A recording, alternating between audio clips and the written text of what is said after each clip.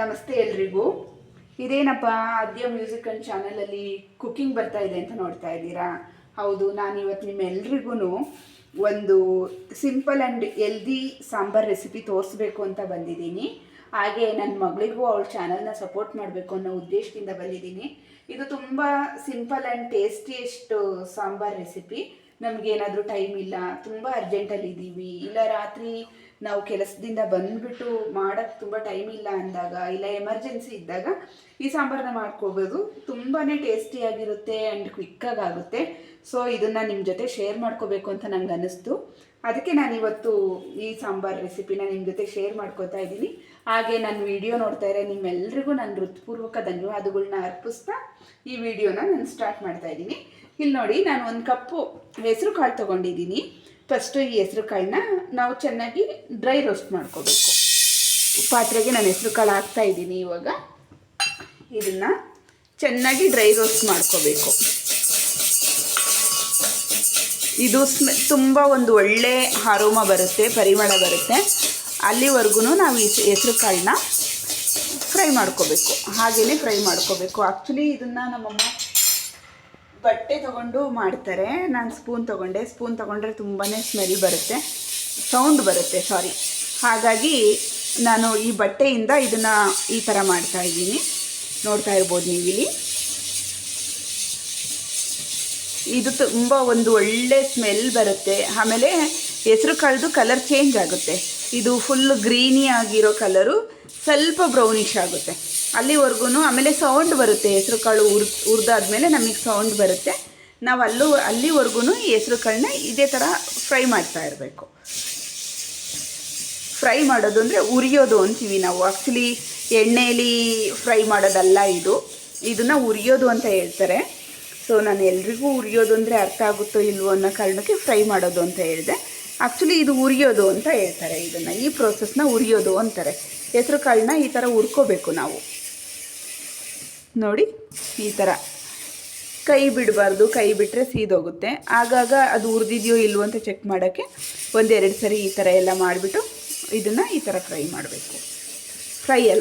ಉರಿಬೇಕು. ಈ ಥರ ಉರಿತಾ ಇರಬೇಕು. ಇದು ಆಲ್ಮೋಸ್ಟ್ ಒಂದು 5 to 10 ಮಿನಿಟ್ಸ್ ತೊಗೊಳುತ್ತೆ ಉರಿಯೋಕ್ಕೆ. 5 to 10 ಮಿನಿಟ್ಸ್ ಏನು ತೊಗೊಳ್ಳಲ್ಲ, 3 to 4 ಮಿನಿಟ್ಸ್ ತೊಗೊಳುತ್ತೆ. ಫ್ಲೇಮ್ ಜಾಸ್ತಿ ಮಾಡಿದರೆ ಬೇಗ ಸೀದಂಗೆ ಆಗೋಗ್ಬಿಡುತ್ತೆ, ಒಳಗಡೆ ಎಲ್ಲ ಚೆನ್ನಾಗಿ ಹುರಿದಿರಲ್ಲ. ಸೊ ಅದಕ್ಕೆ ನಾನು ಇದನ್ನು ಲೋ ಫ್ಲೇಮಲ್ಲೇ ಉರಿತಾ ಇದ್ದೀನಿ. ನೀವು ನೋಡ್ತಾ ಇರ್ಬೋದು, ಇಲ್ಲಿ ಹೆಸರು ಕಾಳು ಕಲರ್ ಚೇಂಜ್ ಆಗ್ತಾಯಿದೆ, ಹಾಗೆ ಸ್ಮೆಲ್ಲು ಬರ್ತಾ ಇದೆ.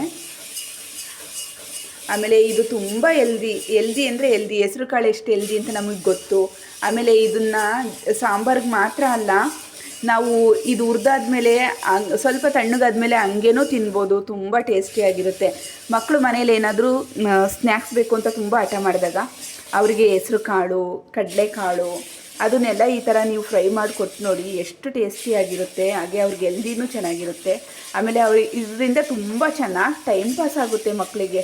ಎಷ್ಟೋ ತನಕ ಇದನ್ನು ತಿಂತಾರೆ ಗೊತ್ತಾ ನೀವು. ಅವ್ರಿಗೆ ಈ ಹುರಿದಿರೋದ್ರಲ್ಲಿ ಸ್ವಲ್ಪ ತೆಗೆದಿಟ್ಕೊಂಡು ಅವರಿಗೆ ಯಾವಾಗ ಬೇಕೋ ಅವಾಗ ಕೊಡಲೂಬೋದು. ತುಂಬಾ ಚೆನ್ನಾಗಿರುತ್ತೆ ಹೆಸರು ಕಾಳು. ಹುರಿದಿರೋ ಹೆಸರು ಕಾಳು ತುಂಬಾ ಚೆನ್ನಾಗಿರುತ್ತೆ. ನೀವು ಆ ಥರನೂ ಮಾಡ್ಬೋದು. ಸಾಂಬಾರಿಗೆ ಅಂತ ಹುರಿದಾಗ ಸ್ವಲ್ಪ ತೆಗೆದಿಟ್ಕೊಂಡು ಮಕ್ಕಳಿಗೆ ಕೊಡ್ಬೋದು. ಮಕ್ಕಳು ಏನಾದರೂ ಬೇಕು ಅಂತ ತುಂಬ ಹಠ ಮಾಡ್ತಾ ಇರ್ತಾರಲ್ಲ, ಆ ಟೈಮಲ್ಲಿ ಅಂಗಡಿಯಿಂದ ಏನಾದರೂ ಅವ್ರಿಗೆ ತಂದು ಕೊಡೋದ್ರ ಬದಲು ಈ ಥರ ಹೆಸರು ಕಾಳು, ಕಡಲೆಕಾಳನ್ನೆಲ್ಲ ಹುರಿದ್ಬಿಟ್ಟು ಅವ್ರಿಗೆ ಕೊಡೋದ್ರಿಂದ ಅವ್ರದ್ದು ಹೆಲ್ತು ಚೆನ್ನಾಗಿರುತ್ತೆ. ಆಮೇಲೆ ಅವ್ರಿಗೆ ಇದರಿಂದ ತುಂಬ ಚೆನ್ನಾಗಿ ಟೈಮ್ ಪಾಸ್ ಆಗುತ್ತೆ. ಆ್ಯಂಡ್ ತುಂಬ ಟೇಸ್ಟಿಯಾಗಿ ಕೂಡ ಇರುತ್ತೆ. ಇದು ಹುರಿದಿರೋ ಹೆಸರು ಕಾಳು ತುಂಬಾ ಟೇಸ್ಟಿಯಾಗಿರುತ್ತೆ. ನೀವು ಒಂದ್ಸರಿ ಟ್ರೈ ಮಾಡಿ ನೋಡಿ. ಮಕ್ಕಳು ಏನಾದರೂ ತುಂಬ ಸ್ನ್ಯಾಕ್ಸ್ ಬೇಕಂತ ಎಲ್ಲ ಹಠ ಮಾಡಿದಾಗ ಈ ಥರ ಹೆಸರು ಕಾಳನ್ನ ಅವ್ರಿಗೆ ಹುರಿಸ್ಕೊಟ್ಟು ನೋಡಿ, ಎಷ್ಟು ಟೇಸ್ಟಿಯಾಗುತ್ತೆ, ಅವ್ರಿಗೆ ಎಷ್ಟು ಖುಷಿಯಾಗುತ್ತೆ ಅಂತ ನಿಮಗೆ ಗೊತ್ತಾಗುತ್ತೆ. ಮಕ್ಕಳಿಗೆ ಹಾಗೇ ನಾವು ಅವ್ರು ಏನಾದರೂ ಕೇಳಿದ ತಕ್ಷಣ ಅಂಗಡಿಯಿಂದ ತಂದು ಕೊಡೋದ್ರ ಬದಲು ಅದರಿಂದ ಅವ್ರದ್ದು ಹೆಲ್ತು ಹಾಳಾಗುತ್ತೆ. ಹೀಗೆ ಮನೆಯಲ್ಲೇ ಏನಾದರೂ ಒಂದಿರುತ್ತಲ್ವ, ಮನೇಲಿರೋ ವಸ್ತುಗಳನ್ನೇ ಆದಷ್ಟು ನಾವು ಅವರಿಗೆ ತಿನ್ನೋಕ್ಕೆ ಕೊಡೋದ್ರಿಂದ ಅವ್ರದ್ದು ಹೆಲ್ತು ಚೆನ್ನಾಗಿರುತ್ತೆ, ದುಡ್ಡು ಸೇವ್ ಆಗುತ್ತೆ. ಮತ್ತು ಏನು ಹೇಳ್ತೀವಿ ನಾವು ಅಂದರೆ, ಮಕ್ಕಳಿಗೆ ಪದೇ ಅಂಗಡಿಗೆ ಹೋಗಬೇಕು ಅನ್ನೋ ಅಭ್ಯಾಸನೂ ತಪ್ಪುತ್ತೆ. ಏಕೆಂದರೆ ಅವ್ರಿಗೆ ಹೊಟ್ಟೆ ತುಂಬಿದರೆ ಅವ್ರು ಏನೂ ಕೇಳಲ್ಲ. ಸೊ ಅವ್ರು ಏನಾದರೂ ಅವರಿಗೆ time to time healthy food ಕೊಡೋದ್ರಿಂದ ಈ ಥರ ಮನೇಲೇ ಏನಾದರೂ ಕೊಡೋದ್ರಿಂದ, ಇಲ್ಲ ಮನೇಲಿ ಈ ಥರ ನಾವು ಹುರ್ದು ಕೊಡೋಕ್ಕಾಗಲ್ಲ ಅಂದರೆ ಅಟ್ಲೀಸ್ಟ್ ಮನೇಲಿ ಕಡಲೆ ಇರುತ್ತಲ್ವಾ, ರೋಸ್ಟೆಡ್ ಚೆನ್ನ, ಅದನ್ನು ಕೊಡ್ಬೋದು ಮಕ್ಕಳಿಗೆ. ಶೇಂಗಾ ಕೊಡ್ಬೋದು. ಇದೆಲ್ಲ ತುಂಬ ಹೆಲ್ದಿ ಮಕ್ಕಳಿಗೆ. ಅದರಿಂದ ರಿಚ್ ಪ್ರೋಟೀನ್ ಸಿಗುತ್ತೆ. ಹಾಗೆ ಅವ್ರಿಗೆ ಅಂಗಡಿ ಸ್ನ್ಯಾಕ್ಸ್ ಕಡೆ ಗಮನ ಹೋಗೋದು ತಪ್ಪುತ್ತೆ. ಇದು ಸ್ಮೆಲ್ ಬರ್ತಾ ಇದೆ ಇವಾಗ, ನೋಡ್ತಾ ಇರ್ಬೋದು ನೀವು ಎಷ್ಟು ಚೆನ್ನಾಗಿ ಕಲರ್ ಚೇಂಜ್ ಆಗಿದೆ ಅಂತ. ಇದು ಗ್ರೀನಿಶ್ ಇದ್ದಿದ್ದು ಇವಾಗ ಬ್ರೌನ್ ಆಗಿದೆ. ಇದು ಇನ್ನೊಂದು ಚೂರು ಉರಿಬೇಕು. ತುಂಬ ಜಾಸ್ತಿ ಕಪ್ಪಗೆ ಮಾಡ್ಕೊಳಕ್ಕೆ ಹೋಗಬಾರ್ದು ಇದನ್ನು. ಇನ್ನೊಂದು ಚೂರು ಸ್ವಲ್ಪ ಅಲ್ಲಲ್ಲಿ ಒಂದೊಂದು ಇನ್ನೂ ಗ್ರೀನಿ ಆಗಿದೆ, ಅದೆಲ್ಲ ಇನ್ನೊಂದು ಚೂರು ಬ್ರೌನ್ ಟರ್ನ್ ಆಗಬೇಕು. ಸೊ ಅದರಿಂದ ನೋಡ್ತಾ ಇರ್ಬೋದು ಒಂದು ಒಳ್ಳೆ ಸ್ಮೆಲ್ ಬರ್ತಾ ಇದೆ, ಕಲರು ಚೇಂಜ್ ಆಗಿದೆ. ಇದನ್ನ ಜಸ್ಟ್ ಇನ್ನೊಂದು ಚೂರು ಉರಿಬೇಕು. ಹಾಗೆ ನನ್ನ ಮಗಳು ಹೇಳ್ತಾ ಇದ್ಲು, ಅವ್ರದ್ದು 63 ಸಬ್ಸ್ಕ್ರೈಬರ್ ಆಗಿದ್ರಂತೆ ಅವಳಿಗೆ. ಇವಾಗ 63ಇಂದ 61ಗೆ ಡೌನ್ ಆಗಿದೆ ಅಂತೆ ಅವಳದು. ಸಬ್ಸ್ಕ್ರೈಬ್ ಆಗಿರೋರು ಯಾರೋ ಒಂದಿಬ್ಬರು ಅವಳು ಸಬ್ಸ್ಕ್ರೈಬ್ ಆಗಿದ್ದಾರೆ ಅಂತ ಹೇಳ್ತಾ ಇದ್ಲು. ಪ್ಲೀಸ್ ಹಂಗೆಲ್ಲ ಯಾರೂ ಮಾಡಬೇಡಿ. ಅವಳು ಇನ್ನೂ ಚಿಕ್ಕವಳು, ಅವಳೇನೋ ಒಂದು ಮಾಡಬೇಕು ಅಂತ ತುಂಬಾ ಟ್ರೈ ಮಾಡ್ತಾ ಇದ್ದಾಳೆ. ಸೊ ಅವಳಿಗೆ ನಿಮ್ಮೆಲ್ಲರದ್ದು ಸಪೋರ್ಟ್ ಬೇಕಾಗಿದೆ. ಸೊ ಆದಷ್ಟು ಅವಳು ವಿಡಿಯೋಗಳ್ನ ನೋಡಿ ಅವಳಿಗೆ ಸಪೋರ್ಟ್ ಮಾಡಿ, ಸಬ್ಸ್ಕ್ರೈಬ್ ಆಗಿ ಅಂತ ಈ ಮೂಲಕ ನಾನು ಕೇಳ್ಕೊತೀನಿ. ಈಗ ನೋಡಿ ಇದು ಚೇಂಜ್ ಆಗಿದೆ, ಕಲರ್ ಫುಲ್ ಚೇಂಜ್ ಆಗಿದೆ. ಸೊ ಇದನ್ನು ಒಂದು ಪ್ಲೇಟಿಗೆ ತೆಗೆದಿಟ್ಕೊತಾ ಇದ್ದೀನಿ ಇವಾಗ.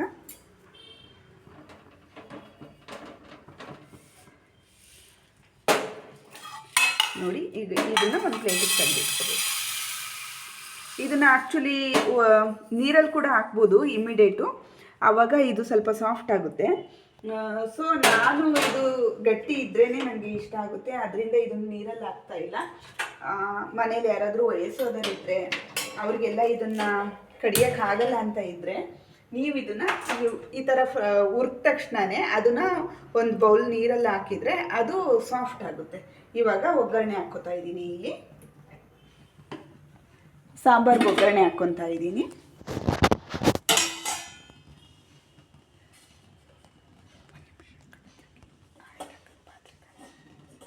ಸೊ ಇದು ತುಂಬಾ ಸಿಂಪಲ್. ಇದಕ್ಕೇನು ಬೇರೆ ತರಕಾರಿ ಬೇಕಾಗಿಲ್ಲ. ಜಸ್ಟ್ ಆಯಿಲ್ ಹಾಕ್ಬಿಟ್ಟು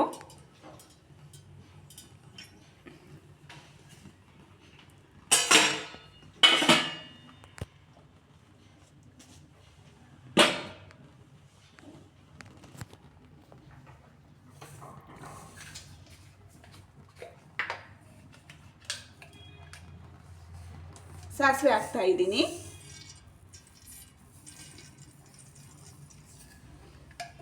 ಸಾಸಿವೆ ಸ್ವಲ್ಪ ಚಿಟಪಟ ಅಂದ ತಕ್ಷಣವೇ ಅದಕ್ಕೆ ಹಚ್ಚಿಟ್ಕೊಂಡಿರೋ ಕರಿಬೇವು, ಈರುಳ್ಳಿ, ಟೊಮೊಟೊ ಇಷ್ಟೇ ಇದಕ್ಕೆ ಬೇಕಾಗಿರೋದು. ಬೇರೆ ಏನು ತರಕಾರಿ ಬೇಕಾಗಿಲ್ಲ ಇದಕ್ಕೆ.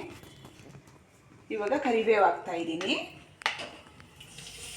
ಫಸ್ಟು ನಾವು ಯಾವಾಗಲೂ ಅಷ್ಟೇ ಒಗ್ಗರಣೆಗೆ ಫಸ್ಟ್ ಕರಿಬೇವೇ ಹಾಕಬೇಕು. ಅದರಿಂದ ಅದು ಕರಿಬೇವಿನ ಎಲೆಗಳೆಲ್ಲ ಚೆನ್ನಾಗಿ ಒಂದು ಫ್ಲೇವರ್ ಬರುತ್ತೆ, ಮತ್ತು ಚೆನ್ನಾಗಿ ಫ್ರೈ ಆಗುತ್ತೆ, ಅದು ಗರ್ಗರಿಯಾಗಿ ಆಗುತ್ತೆ ಎಣ್ಣೆಯಲ್ಲಿ. ಸೊ ನಾವು ಯಾವಾಗಲೂ ಅಷ್ಟೇ ಆಯಿಲ್ಗೆ ಫಸ್ಟು ನಾವು ಸಾಸಿವೆ ಆದ ತಕ್ಷಣವೇ ಕರಿಬೇವೇ ಹಾಕಬೇಕು. ಕರಿಬೇವು ನೋಡಿ ಈ ಥರ ಚೆನ್ನಾಗಿ ಫ್ರೈ ಆಗುತ್ತೆ. ಅದಾದ ನಂತರ ನಾನು ಈರುಳ್ಳಿ ಹಾಕ್ತಾಯಿದ್ದೀನಿ. ಒಂದು ಈರುಳ್ಳಿ ಕಟ್ ಮಾಡ್ಕೊಂಡಿದ್ದೆ ನಾನು. ಸೊ ಚಿಕ್ಕದು ಈರುಳ್ಳಿ ಕಟ್ ಮಾಡ್ಕೊಂಡಿದ್ದೆ, ಅದನ್ನು ಹಾಕಿ ಫ್ರೈ ಮಾಡ್ತಾಯಿದ್ದೀನಿ. ಇವಾಗ ಇದು ಸ್ವಲ್ಪ ಗೋಲ್ಡನ್ ಬ್ರೌನ್ ಆಗಬೇಕು ಅಷ್ಟೇ. ಇದೊಂದು 2-3 ಸೆಕೆಂಡ್ ಈ ಥರ ಫ್ರೈ ಮಾಡಿಬಿಟ್ಟು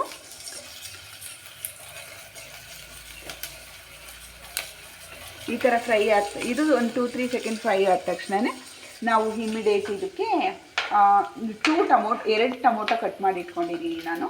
ಆ ಕಟ್ ಮಾಡಿರೋ ಟೊಮೊಟೊನೂ ಕೂಡ ಇದಕ್ಕೆ ಸೇರಿಸ್ತಾ ಇದ್ದೀನಿ.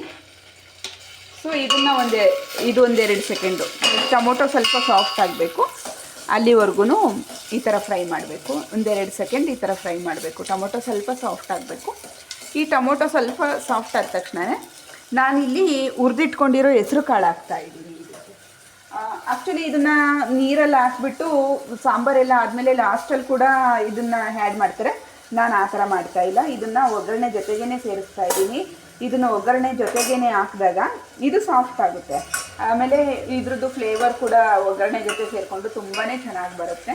ಸೊ ನಾನು ಇದನ್ನು ಟೊಮೊಟೊ ಸ್ವಲ್ಪ ಸಾಫ್ಟ್ ಆದ ತಕ್ಷಣ ಹೆಸ್ರು ಕಾಳು ಹಾಕ್ತಾಯಿದ್ದೀನಿ. ಇದಕ್ಕೆ ಹೆಸ್ರು ಕಾಳನ್ನು ಒಂದು 5 ಮಿನಿಟ್ಸ್ ಈ ಥರ ಫ್ರೈ ಮಾಡಬೇಕು ಇದರಲ್ಲೇ.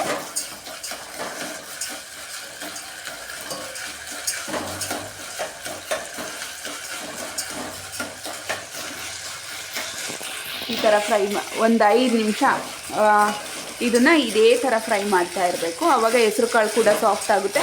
ಆಮೇಲೆ ಇದ್ರದ್ದು ಫ್ಲೇವರ್ ತುಂಬಾ ಚೆನ್ನಾಗಿ ಬರುತ್ತೆ. ಸಾಂಬಾರು ತುಂಬಾ ಟೇಸ್ಟಿಯಾಗುತ್ತೆ. ನೀವು ನೋಡ್ತಾ ಇರ್ಬೋದು, ಇಲ್ಲಿ ಟೊಮೊಟೊ ಎಲ್ಲ ಸಾಫ್ಟ್ ಆಗ್ತಾ ಇದೆ. ಆಮೇಲೆ ಎಷ್ಟು ಕಲರ್ಫುಲ್ಲಾಗಿ ಕಾಣ್ತಾ ಇದೆ ನೋಡಿ, ಇದು ತುಂಬಾ ಕಲರ್ಫುಲ್ಲಾಗಿ ಕಾಣ್ತಾ ಇದೆ. ಸಾಂಬಾರು ಅಷ್ಟೇ ತುಂಬ ಅಂದರೆ ತುಂಬಾ ಟೇಸ್ಟಿಯಾಗಿರುತ್ತೆ, ತುಂಬಾ ಕ್ವಿಕ್ಕಾಗುತ್ತೆ, ತುಂಬಾ ಚೆನ್ನಾಗಿರುತ್ತೆ. ನೀವು ಒಂದ್ಸರಿ ಖಂಡಿತ ಇದನ್ನು ಟ್ರೈ ಮಾಡಬೇಕು.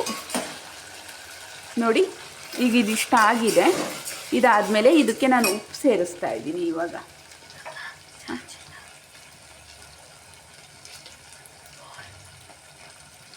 ಇದಕ್ಕೆ ಈಗ ನಾನು ಉಪ್ಪು ಸೇರಿಸ್ತಾ ಇದ್ದೀನಿ. ನಿಮ್ಮ ರುಚಿಗೆ ಎಷ್ಟು ಬೇಕೋ ಅಷ್ಟು ನೋಡಿಕೊಂಡು ಉಪ್ಪು ಸೇರಿಸ್ಬೇಕು. ನಾನಿಲ್ಲಿ ಕಲ್ಲುಪ್ಪೇ ಸೇರಿಸ್ತೀನಿ. ಯಾವಾಗಲೂ ಅಷ್ಟೇ, ನಾವು ಯಾವುದೇ ಅಡುಗೆಗೆ ಆಗಲಿ ಕಲ್ಲುಪ್ಪನ್ನೇ ಸೇರಿಸ್ಬೇಕು. ಕಲ್ಲುಪ್ಪು ಸೇರಿಸೋದ್ರಿಂದ ತುಂಬಾ ಒಳ್ಳೆಯದು. ಆ್ಯಕ್ಚುಲಿ ಪುಡಿ ಉಪ್ಪಿಗಿಂತ ಕಲ್ಲುಪ್ಪಲ್ಲಿ ತುಂಬಾ ಇದಿರುತ್ತೆ. ನಮಗೆ ರೋಗ ನಿರೋಧಕ ಶಕ್ತಿ ಅಂತ ಹೇಳ್ತೀವಲ್ಲ, ಇಮ್ಯುನಿಟಿ ಪವರು ಕಲ್ಲುಪ್ಪಿಂದ ಇನ್ಕ್ರೀಸ್ ಆಗುತ್ತೆ ಅಂತಲೇ ಹೇಳ್ಬೋದು. ಸೊ ನಾವು ಅದಕ್ಕೆ ಯಾವುದೇ ಅಡುಗೆಗೆ ಆಗಲಿ ಕಲ್ಲುಪ್ಪನ್ನ ಸೇರಿಸೋದು ತುಂಬ ಒಳ್ಳೆಯದು ಅಂತ ನನ್ನ ಅಭಿಪ್ರಾಯ. ನಾವಿವಾಗ ಮನೇಲಿ ನೆಲ ಒರೆಸ್ಬೇಕಾದ್ರೂ ಅಷ್ಟೇ, ಅದಕ್ಕೆ ಸ್ವಲ್ಪ ಕಲ್ಲುಪ್ಪು ಸೇರಿಸ್ಕೊಂಡು ಒರೆಸೋದ್ರಿಂದ ನೆಲದಲ್ಲಿರೋ ಏನೇ ಬ್ಯಾಕ್ಟೀರಿಯಾ ಇರ್ಬೋದು, ಮತ್ತೊಂದು ಇರ್ಬೋದು, ಅದೆಲ್ಲನೂ ಡೆಸ್ಟ್ರಾಯ್ ಆಗುತ್ತೆ. ಸೊ ಪ್ರತಿಯೊಂದು, ಆಮೇಲೆ ಸ್ನಾನದ ನೀರಿಗೆ ಕಲ್ಲುಪ್ಪು ಹಾಕ್ಕೊಳ್ಳೋದ್ರಿಂದ ನಮ್ಮ ಸ್ಕಿನ್ ಚೆನ್ನಾಗಾಗುತ್ತೆ. ಮತ್ತು ನಮ್ಮ ಬಾಡಿಲಿರೋ ಏನೇ ಆಂಟಿ ಆಕ್ಸಿಡೆಂಟ್, ಏನೇ ಬ್ಯಾಕ್ಟೀರಿಯಾ ಆ ಥರದ್ದು ಏನೇ ಇದ್ರೂ ಅದರಿಂದ ರಿಮೂವ್ ಆಗುತ್ತೆ. ಸ್ನಾನದ ನೀರಿಗೆ ಕಲ್ಲುಪ್ಪು ಹಾಕ್ಕೊಂಡು ಸ್ನಾನ ಮಾಡೋದು ಕೂಡ ತುಂಬ ಒಳ್ಳೆಯದು. ಪ್ರತಿಯೊಂದಕ್ಕೂ ಅಷ್ಟೇ, ನಾನು ಕಲ್ಲುಪ್ಪನ್ನ ತುಂಬ ಯೂಸ್ ಮಾಡ್ತೀನಿ. ಇವಾಗ ಇದಾಗಿದೆ. ಇದಕ್ಕೆ ನಾವಿವಾಗ ಎಷ್ಟು ಬೇಕೋ ಅಷ್ಟು ನೀರು ಹಾಕ್ಕೋಬೇಕು.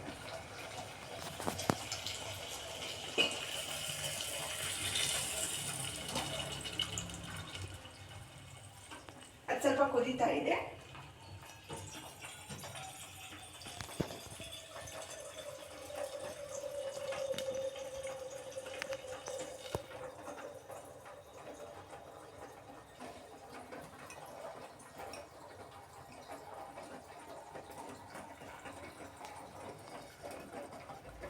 ಈಗ ಇದಕ್ಕೆ ಇನ್ನೊಂದು ಸ್ವಲ್ಪ ನೀರು ಸೇರಿಸ್ಕೊತಾ ಇದ್ದೀನಿ.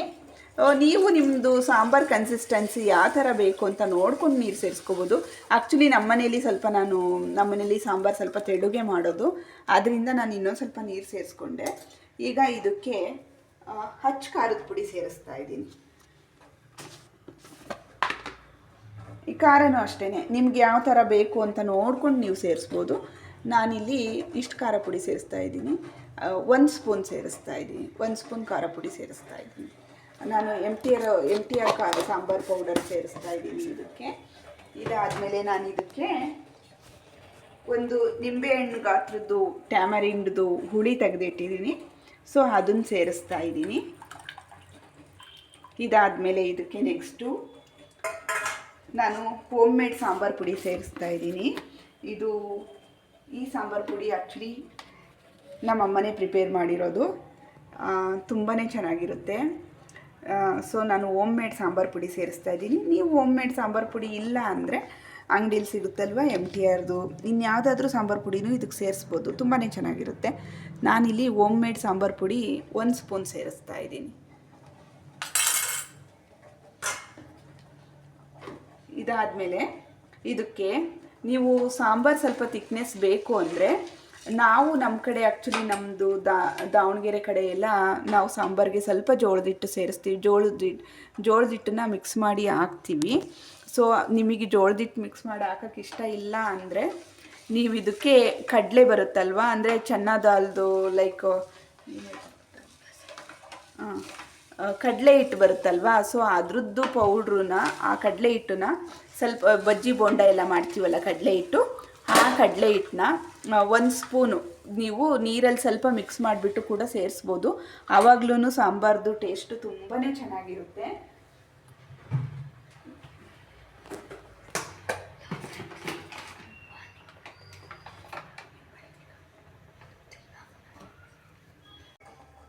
ನಾನೀಗ ಇದಕ್ಕೆ ಸ್ವಲ್ಪ ಜೋಳದ ಹಿಟ್ಟು ಸೇರಿಸ್ತಾ ಇದ್ದೀನಿ. ನಮ್ಮ ಕಡೆ ನಾವು ಹಾಗೇನೆ ಯಾವುದೇ ಸಾಂಬಾರಾಗಲಿ ಅದು ಸ್ವಲ್ಪ ಕನ್ಸಿಸ್ಟೆನ್ಸಿ ಅಂದರೆ ಎಲ್ಲ ಹೊಂದ್ಕೋಬೇಕು ಅಂದರೆ ನಾವು ಅದಕ್ಕೆ ಜೋಳದ ಹಿಟ್ಟು ಸೇರಿಸ್ತೀವಿ.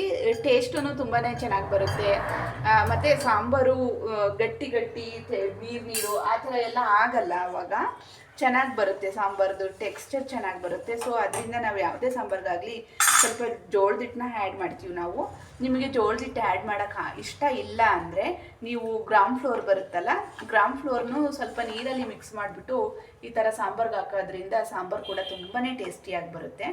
ಅದರಿಂದನೂ ಸಾಂಬಾರು ತುಂಬ ಟೇಸ್ಟಿಯಾಗಿ ಬರುತ್ತೆ. ನೀವು ಅದನ್ನು ಕೂಡ ಆ್ಯಡ್ ಮಾಡ್ಬೋದು. ನಾನಿಲ್ಲಿ ಜೋಳದ ಹಿಟ್ಟನ್ನ ಆ್ಯಡ್ ಮಾಡಿದ್ದೀನಿ. ಇದು ಸ್ವಲ್ಪ ಕುದಿಬೇಕು. ಸ್ವಲ್ಪ ಕುದ್ದಾದಮೇಲೆ ಇದಕ್ಕೆ ನಾವು ಬೇಕಂದರೆ ಬೆಲ್ಲ ಸೇರಿಸ್ಕೋಬೋದು. ಸ್ವಲ್ಪ ಟೇಸ್ಟಿಗೆ ನಾವು ಬೆಲ್ಲ ಸೇರಿಸ್ಕೋಬೋದು. ಬೆಲ್ಲನೂ ಸೇರಿಸ್ಕೋಬೋದು. ಸೊ ನಾನಿದಕ್ಕೆ ಬೆಲ್ಲ ಸೇರಿಸ್ತಾ ಇಲ್ಲ, ಯಾಕೆಂದರೆ ನಮ್ಮ ಮನೇಲಿ ನನ್ನ ಮಗಳಿಗೆ ಮತ್ತು ನಮ್ಮ ಹಸ್ಬೆಂಡಿಗೆ ಅದಕ್ಕೆ ಬೆಲ್ಲ ಸೇರಿಸಿದ್ರೆ ಅಷ್ಟೊಂದು ಇಷ್ಟ ಆಗಲ್ಲ.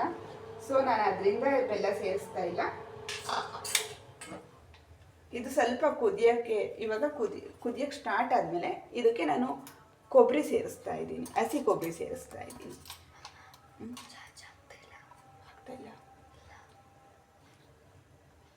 ಆಗ್ತಾ ಇದೆಯಲ್ಲ, ಸ್ವಿಚ್ ಆನ್ ಮಾಡು. ಅಲ್ಲಿ ಸ್ವಿಚ್ ಆನ್ ಮಾಡು ಫಸ್ಟು,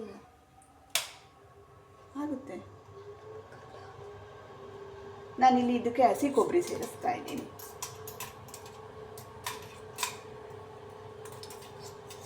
ಇದಕ್ಕೆ ಫ್ರೆಶ್ ಕೊಬ್ಬರಿ ತುರಿ ಹಾಕಿದರೆ ಸಾಂಬಾರು ತುಂಬಾ ಟೇಸ್ಟಿಯಾಗಿ ಬರುತ್ತೆ.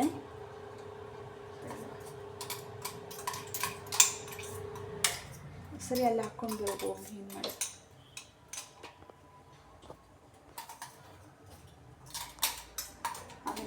ನೋಡಿ, ಈಗ ನೀವು ನೋಡ್ತಾ ಇರ್ಬೋದು ಸಾಂಬಾರು ಎಷ್ಟು ಚೆನ್ನಾಗಿ ಕುದೀತಾ ಇದೆ ಅಂತ. ಯಾವಾಗಲೂ ಇಷ್ಟೇ, ನಾವು ಒಂದು ವಿಷಯ ತಿಳ್ಕೊಬೇಕು. ಸಾಂಬಾರು ಈ ಥರ ಮಿಡಲಲ್ಲಿ ಕುದೀತಾ ಇದೆ ಅಂದರೆ ಅದಕ್ಕೆ ಉಪ್ಪು ಖಾರ ಎಲ್ಲ ತುಂಬಾ ಚೆನ್ನಾಗಾಗಿದೆ ಅಂತ. ಸೊ ನಮ್ಮ ಸಾಂಬಾರು ಕೂಡ ತುಂಬಾ ಚೆನ್ನಾಗಾಗಿದೆ, ತುಂಬ ಕಲರ್ಫುಲ್ ಆಗಿದೆ, ತುಂಬ ಚೆನ್ನಾಗಿ ಕುದೀತಾ ಇದೆ. Thank you for watching. ನೀವು ಕೂಡ ಈ ಸಾಂಬಾರನ್ನ ಒಂದ್ಸರಿ ಟ್ರೈ ಮಾಡಿ ಹೇಗಿತ್ತು ಅಂತ ಕಮೆಂಟ್ ಬಾಕ್ಸಲ್ಲಿ ನನಗೆ ತಿಳಿಸಿ. Thank you for watching.